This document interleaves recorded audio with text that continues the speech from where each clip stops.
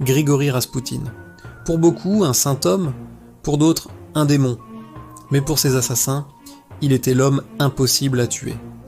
Dans l'ombre de la Russie impériale, ce mystique sibérien a exercé une influence telle que le destin d'un empire semblait reposer entre ses mains.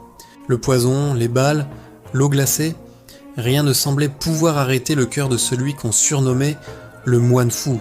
Tout commence le soir du 30 décembre 1916. Un groupe d'aristocrates décide qu'il est temps d'éliminer cette menace pour la couronne. Au palais Yusupov, on offre à Raspoutine des gâteaux généreusement saupoudrés de cyanure, de quoi tuer une douzaine d'hommes instantanément. Mais Raspoutine mange, il boit du vin également empoisonné. Et pourtant, il reste là, discutant calmement, sans aucun signe de malaise. L'horreur s'empare des conspirateurs. Comment cet homme peut-il encore être en vie ? La panique commence à monter dans la pièce.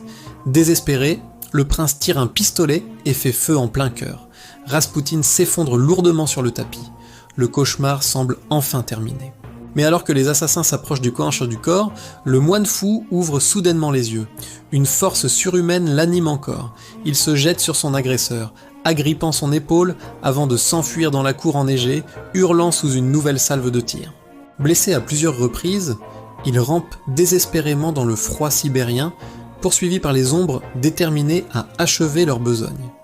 Finalement capturé et ligoté, ses ennemis ne prennent plus de risques. Ils l'emmènent sur le pont gelé de la rivière Petite Nevka. On le jette dans un trou percé dans la glace. L'eau noire se referme sur lui. Cette fois, c'est la fin. Ou du moins, c'est ce qu'il croit. L'autopsie révélera plus tard un détail terrifiant. Raspoutine avait de l'eau dans les poumons. Il a lutté pour défaire ses liens sous la glace. Le lendemain matin, son corps gelé est découvert sur la rive. Un de ses bras est levé, figé, comme s'il essayait encore de s'échapper de sa tombe liquide. Raspoutine est mort, mais sa légende de l'homme impossible à tuer est née ce soir-là, hantant l'histoire de la Russie pour l'éternité. Il reste l'homme que la mort a dû chasser à plusieurs reprises avant de pouvoir enfin le réclamer. Un mystère qui ne sera jamais totalement percé.